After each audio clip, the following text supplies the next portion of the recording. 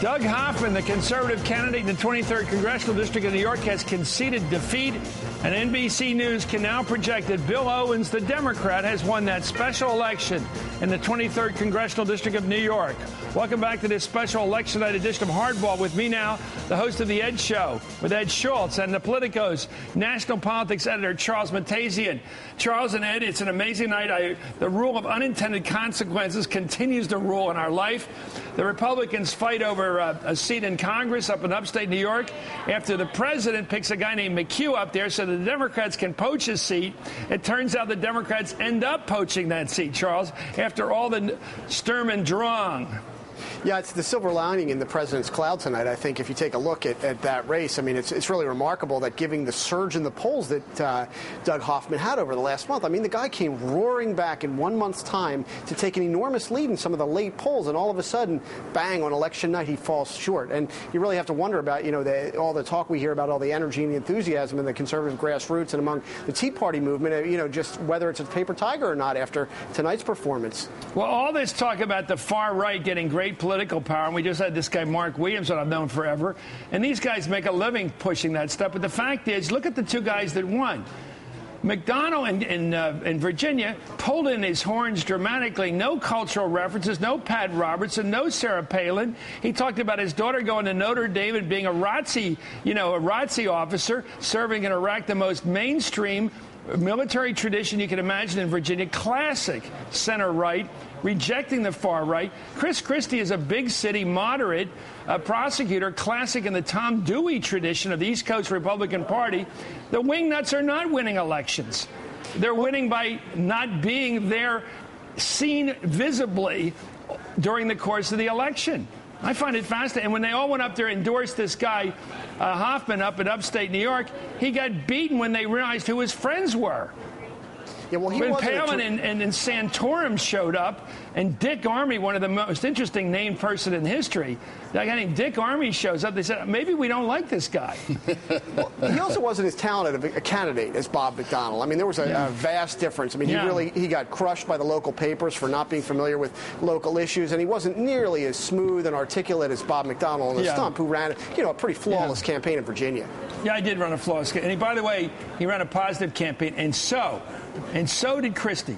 And I thought Corzine's ads were malicious at the end. They went after him for being fat, an absurd class category of ads that I have never seen something as low as that. And I've seen and all weekend long up in Philadelphia, all I heard were these crappy ads from Corzine. The exact same ads you always run when your pollsters tell you you're losing and you're in free fall. You start running negative ads. This isn't about right wing or left wing.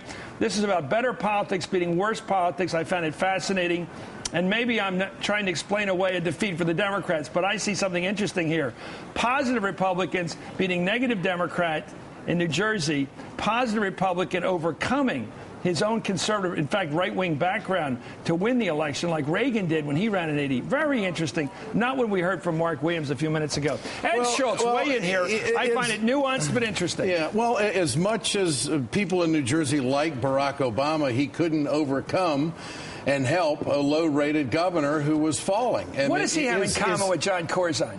Well, they were both in the Senate, not at the same time, but they were both in the Senate, so maybe there's a fraternal thing there. But he wants. Why is Barack Obama becoming such a regular Democrat? Why is he fitting in with all the old regular guys, going to fundraisers, hanging out, playing golf, because he's not listening to the base? He's going to Wisconsin tomorrow to talk about education. Yeah. Who's running the White House? It's health care and jobs in the economy. Yeah. And he's going to a state where he won by 14 percentage points in 2008. John Kerry only won it by 0.38 percentage points. Is this a healing trip? I don't know. It's a misguided trip. What the president ought to do with the health care news that came out today, which is it's not going to get done this year. It might go into next year, 2010. You got some big Democrats who are in powerful positions saying we're going to take this into next year.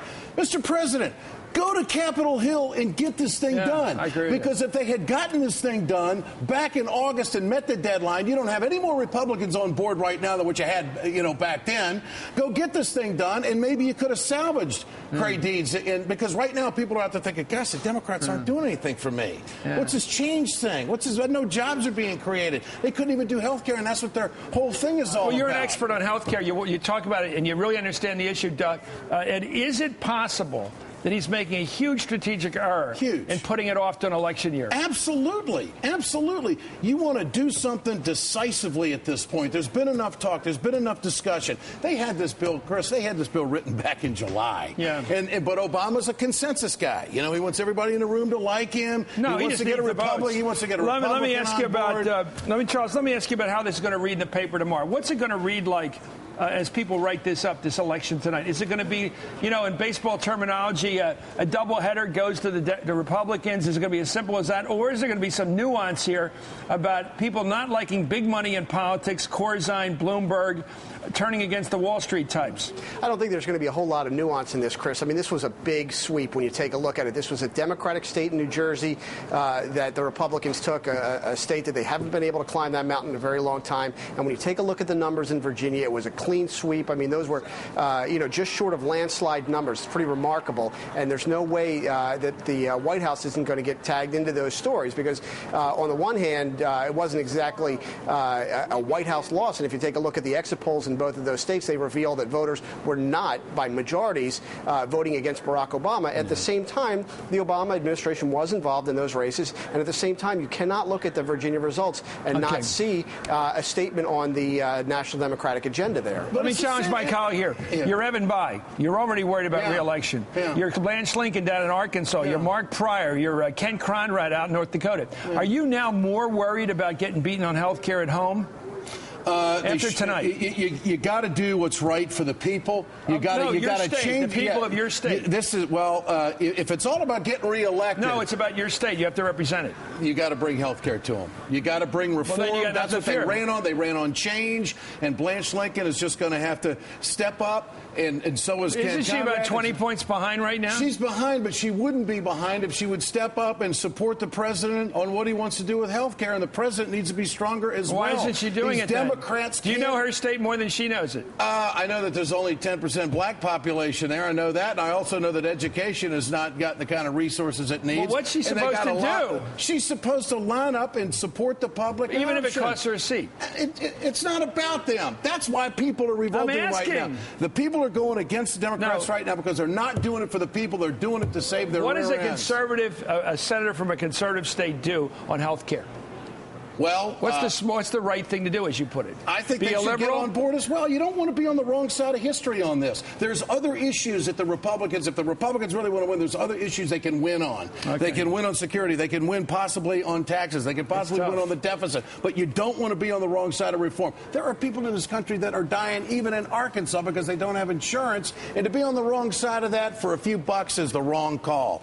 I think Evan Bayh, I think Ken Conrad, I think Max Baucus, they better wake up and they better get with the people, or the Democratic Party will pay a huge price, not only in 10 but in 12. Well, I'll tell you what'll matter. The people in their states, if they agree with Ed, they got to write those letters now. That's right. That's who they're going to listen to. They're going to list Ed. They're going to listen to those people out there who can write letters. I always say this: put it on a legal piece of paper, type it, sign it, don't scribble it, type the cover and send it in, or word process it. If you scribble it, they won't even read it. Anyway, that's the way it works there. Anyway, Ed Schultz, thank you. A little bit of insight from me. Charles Mathews, sir, thank you. I know the form.